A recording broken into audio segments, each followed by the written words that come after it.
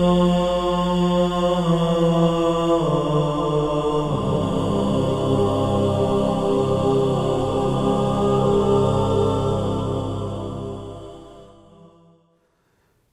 اللہ الرحمن الرحیم الحمد للہ رب العالمین وصلی اللہ علی محمد وآلہ الطاہرین اللہم صل علی محمد وآل محمد فلما جاءہم موسیٰ بآیاتنا قالوا ما هذا الا سحر مفترى وما سمعنا بهذا في آبائنا الاولین۔ ناظرین گرامی، حضرت موسیٰ علیہ السلام کی داستان کے مختلف مراحل کو بیان کر رہے تھے سورہ قصص کے ضمن میں، اور آیت نمبر 35 کل بیان ہوئی کہ جس میں حضرت موسیٰ علیہ السلام کو دوسرا معجزہ یعنی ید بیضا دیا، اور البتہ آیت نمبر 35 اور اس سے جو ماقبل کی چند آیتیں ہیں اس میں ید بیضا اور عصا کے دو معجزے دیے۔ اس کے بعد حضرت موسیٰ علیہ السلام نے پروردگار عالم سے کچھ مشکلات جو درپیش تھیں ان کا ذکر کیا، اور پروردگار عالم نے وعدہ کیا کہ ہم ان مشکلات کو دور کریں گے، آپ جائیے اور فرعون کے پاس جا کے حق کا پیغام سنا دیجیے۔ اس مرحلے کا بہت ساری جگہوں پہ ذکر ہے۔ اس مرحلے کا سورہ اعراف میں ذکر ہے، سورہ غافر میں ذکر ہے، سورہ عنکبوت میں، اور بہت سارے سوروں میں اس مرحلے کا ذکر ہے۔ القصہ حضرت موسیٰ دربار فرعون میں، یہ حضرت موسیٰ کی زندگی کا ایک نیا موڑ ہے۔ یہاں پر اس کو مختصر طریقے سے بیان کیا سورہ قصص میں، فَلَمَّا جَاءَهُم مُوسَىٰ بِآيَاتِنَا، جب فرعون اور فرعونیوں کے پاس یعنی ان درباریوں کے پاس حضرت موسیٰ ہماری واضح نشانیوں کو لے کر پہنچے، فَلَمَّا جَاءَهُم مُوسَىٰ بِآيَاتِنَا بَيِّنَاتٍ، ہماری واضح نشانیوں کو لے کے پہنچے، تو قالوا، تو انہوں نے کہا، ما هذا الا سحر مفترى، یہ سوائے تمہاری جانب سے ایک بنائے ہوئے سحر کے علاوہ اور کچھ نہیں ہے۔ یعنی یہ جو ہمارے معجزات حضرت موسیٰ نے دکھائے ان کو، تو جب ان معجزات کو دیکھ کے بھی وہ ایمان لانے کے بجائے انہوں نے کہا کہ یہ جادو ہے، یہ گھڑا ہوا جادو ہے۔ ما ھذا، یہ جو تم نے دکھایا یہ نہیں ہے سوائے الا سحر مفترى، ایک گھڑا ہوا جادو۔ وما سمعنا بہذا فی آبائنا الاولین، اور یہ جو جس چیز کی طرف تم ہمیں دعوت دے رہے ہو، پروردگار عالم کا ایک خدا کے ماننے کی طرف دعوت دے رہے ہو، اس کی عبادت کا بول رہے ہو، خداؤں کو چھوڑنے کا بول رہے ہو، من از جملہ وہ خداؤں کو چھوڑنے میں سے ایک خود فرعون جو خدا بنا بیٹھا ہے، یہ وما سمعنا بہذا فی آبائنا الاولین، یہ ہم نے اپنے گزشتہ آباء و اجداد میں یہ چیز کبھی نہیں سن رکھی ہے۔ یعنی تم ایک نیا بالکل دین لے کے آ رہے ہو۔ وقال موسیٰ ربی اعلم بمن جاء بالہدی من عنده، اور یہ فرعون اور فرعونیوں نے کہا، لیکن حضرت موسیٰ نے کہا کہ میرا پروردگار زیادہ بہتر جانتا ہے، خوب جانتا ہے، جو اس کے پاس سے ہدایت لے کے آ رہا ہے اسے، اور جو اپنی طرف سے خدا بن بیٹھا ہے اسے، وہ خوب جانتا ہے کہ فرستاد الہی کون ہے اور خود سے بنا ہوا خدا کون ہے۔ وقال موسیٰ، اور موسیٰ علیہ السلام نے کہا فرعون کو، ربی اعلم بمن جاء بالہدی من عنده، پروردگار خوب جانتا ہے اس نمائندے کو کہ جو ہدایت کا پیغام اس کی جانب سے لے کر آ رہا ہے۔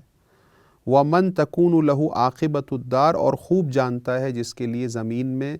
خداوند متعال نے اچھا انجام رکھا ہوا ہے۔ إِنَّهُ لَا يُفْلِحُ الظَّالِمُونَ، بے شک وہ ظلم کرنے والے اور ستم کرنے والے افراد کو کبھی بھی فلاح اور کامیابی نہیں ملتی ہے۔ یعنی اشارہ ہے اس طرف کہ میں پروردگار عالم کی جانب سے فرستادہ ہوں، بھیجا گیا ہوں، اور تم نہیں بھیجے گئے ہو، اور خوش عاقبتی یعنی اچھا انجام اسی کا ہوگا کہ جو خداوند متعال کی جانب سے بھیجا گیا ہے، والعاقبۃ للمتقین، اچھے لوگوں کا صحیح سر انجام اور صحیح انجام ہوتا ہے، اور ظلم اور ستم پر مبنی جو نظام اور سسٹم ہوتا ہے وہ کبھی بھی کامیاب نہیں ہوتا ہے۔ اب نقطہ قابل توجہ یہ ہے کہ حضرت موسیٰ نے یہ جملہ جو کہا اس کا کیا معنی ہے کہ ربی اعلم بمن جاء بالہدی؟ تو اس کا معنی یہ ہے کہ جب حضرت موسیٰ علیہ السلام نے یہ دیکھا ان سے کہ بھئی حق کا پیغام بھی میں نے سنا دیا، اور اپنے فرستاد الہی اور خداوند متعال کی جانب سے بھیجے جانے پر معجزہ بھی پیش کر دیا، اس کے باوجود یہ لوگ ٹال مٹول کر رہے ہیں، اس کے باوجود یہ لوگ انکار کر رہے ہیں، اس کے باوجود یہ لوگ ہٹ دھرمی کا مظاہرہ کر رہے ہیں، تو حضرت موسیٰ نے کہا کہ خداوند متعال زیادہ بہتر جانتا ہے، تم لوگ یہ جو میری بات کا جان بوجھ کر انکار کر رہے ہو۔ چنانچہ سورہ اعراف میں، سورہ اسراء میں یہ بات بیان ہوئی کہ لقد علمت ما انزل هؤلاء الا رب السماوات والارض بصائر وانی لاظنک یا فرعون مثبورا، کہ حضرت موسیٰ نے فرعون کو کہا کہ جب معجزات دکھا دیے تو کہا کہ اے فرعون تو خوب جانتا ہے کہ یہ پروردگار متعال کی جانب سے اور اللہ تعالیٰ کی جانب سے نازل کردہ نشانیاں ہیں، اور تو اسے خوب جانتا ہے لیکن اس کا اقرار نہیں کر رہا، کیوں؟ اس لیے کہ تیری بنی بنائی حکومت اور وہ اقتدار ختم ہو جائے گا۔ تو حضرت موسیٰ نے یہاں 37ویں آیت میں کہا کہ میرا پروردگار خوب جانتا ہے۔ جیسے اگر کوئی دو شخص آپس میں کسی چیز میں تنازع اور اختلاف رکھتے ہیں اور ایک شخص نے اس کو دلیل پیش کر دی، دلیل کے باوجود وہ سامنے والا ہٹ دھرمی کا مظاہرہ کرے، تو اس وقت یہی بولا جاتا ہے کہ اللہ اعلم بالحق، خداوند متعال زیادہ بہتر جانتا ہے حق کو، تم تو مجھ سے تو نہیں مان رہے ہو، لہٰذا خدا زیادہ بہتر۔ ایک تفسیر اس کی یہ ہے، وقال فرعون یا ایہا الملأ ما علمت لکم من الہ غیری۔ اب فرعون کو ظاہر سی بات ہے سیاست بھی کرنی تھی، جب بھرے دربار میں حضرت موسیٰ نے اتنے بڑے بڑے دو معجزے دکھا دیے اور حضرت موسیٰ نے دعوت حق بھی پیش کر دی، اس طرف سے فرعون کو یہ خطرہ لاحق ہو گیا کہ کہیں اس کے درباریوں میں کوئی شک و شبہ پیش نہ آئے۔ تو جب اس بات کو بھانپتے ہوئے، اس بات کے مد نظر اب فرعون نے جو رویہ اختیار کیا، جو برتاؤ اختیار کیا، وہ دھوکے باز اور نیرنگی والا رویہ تھا۔ کہا کہ یا ایہا الملأ، اے درباریو، ما علمت لکم من الہ غیری، جو یہ موسیٰ کسی خدا کی بات کر رہے ہیں، میں اپنے علاوہ تمہارے لیے اور کسی خدا کا علم نہیں رکھتا ہوں، یعنی صرف اور صرف خدا، نعوذ باللہ میں ہوں، اس کے علاوہ کوئی اور خدا ہوتا تو وہ میں جانتا اور میں تمہیں خود اس کی دعوت دیتا۔ اب نیرنگی اور دھوکہ بازی۔ فَأَوْقِدْ لِي يَا حَامَانُ عَلَى الطِّينِ، تو اے حامان تم ایسا کام کرو کہ تم ایک بلند و بالا عمارت بنواؤ۔ حامان جو اس کا وزیر تھا، اب درباریوں کو ایک عوام فریبی کے لیے، فَأَوْقِدْ لِي يَا حَامَانُ عَلَى الطِّينِ، تم اس گارے اور مٹی کو آگ کے ذریعے سے اینٹیں بنواؤ، اور فَاجْعَلْ لِي صَرْحًا، ایک بلند و بالا عمارت میرے لیے بنواؤ، لَعَلِّي أَطَّلِعُ إِلَىٰ إِلَٰهِ موسیٰ، شاید میں اس پر چڑھ کے اور اونچائی پہ پہنچ کے موسیٰ کے خدا کو دیکھ سکوں یا مطلع ہو سکوں۔ یہ سمجھتا تھا کہ درباریوں کو یہ باور کروانا چاہ رہا ہے کہ خدا بھی، حضرت موسیٰ کا خدا بھی ہمارے خداؤں کی طرح ایک مادی خدا ہے جو بہت اونچا ہوگا۔ تو فرعون یہ باور کروانا چاہ رہا ہے کہ اگر کوئی خدا ہے بھی تو تم یقین رکھو میں دیکھ کے آتا ہوں، اور جب دیکھ کے آؤں گا تو تمہیں بتا دوں گا۔ اور اس وقت فرعون کا منصوبہ یہ تھا کہ یہ چال چل کے اس کے بعد یہ کہے کہ میں نے دیکھا اور کوئی خدا نہیں ہے۔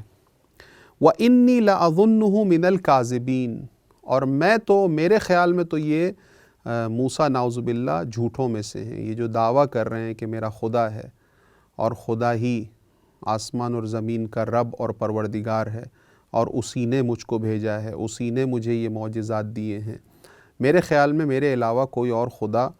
نہیں ہے۔ یہ 38ویں آیت کا خلاصہ ہے، وَاسْتَكْبَرَ هُوَ وَجُنُودُهُ فِي الْأَرْضِ بِغَيْرِ الْحَقِّ وَظَنُّوا أَنَّهُمْ إِلَيْنَا لَا يُرْجَعُونَ۔ جب معجزات کو دیکھنے کے بعد بھی اور حق کی بات سننے کے بعد بھی سامنے والا شخص یا سامنے والی قوم یا سامنے والے درباری حق کو قبول نہیں کرتے، تو اس کی ایک ہی وجہ ہوتی ہے، وہ اس لیے قبول نہیں کرتے کیونکہ وہ اپنے آپ کو بڑا سمجھتے ہیں، اور قرآن کریم میں اسی بات کو لفظ استکبار سے تعبیر کیا گیا ہے۔ چنانچہ اگلی آیت جو آیت نمبر 39 ہے، اس میں اس طرف اشارہ ہوا کہ حق کی بات سننے کے باوجود موسیٰ کے سامنے فرعون اور فرعونیوں نے استکبار کا مظاہرہ کیا۔ فَاسْتَكْبَرَ ہوا وَجُنُودُهُ فِي الْأَرْضِ بِغَيْرِ الْحَقِّ، فرعون اور اس کے لشکر نے زمین مصر میں استکبار کا مظاہرہ کیا بغیر کسی حق کے۔ دیکھیں، استکبار فقط حق خدا ہے، وہ لَهُ الْكِبْرِيَاءُ فِي السَّمَاوَاتِ وَالْأَرْضِ، لیکن انہوں نے استکبار کا مظاہرہ کیا، وَظَنُّوا أَنَّهُمْ إِلَيْنَا لَا يُرْجَعُونَ، اور زندگی اس طرح سے گزارنے لگے کہ گویا ان کو یہ گمان تھا کہ زندگی کا اینڈ یہی موت ہے، بس موت کے بعد اور کوئی مرحلہ نہیں ہے، لہٰذا اسی زندگی کے تمام مراحل میں جو کچھ طغیانی مچانی ہے وہ کر لی جائے۔ یہ اشارہ ہے اس مرحلے کی طرف کہ حضرت موسیٰ فرعون کے دربار میں معجزات اور دعوت حق کے باوجود ان کا اقرار ان کا نہیں کیا گیا، اور اس کے بعد حضرت موسیٰ اپنی قوم کے ساتھ صبر اور استقامت کے مرحلے میں ہیں۔ حالا اس کے بعد پھر انشاءاللہ ہم جو اب گفتگو ہوگی اس میں اس کے بعد کا مرحلہ پیش کریں گے۔ وآخر دعوانا ان الحمد للہ رب العالمین۔ اللہم صل علی محمد۔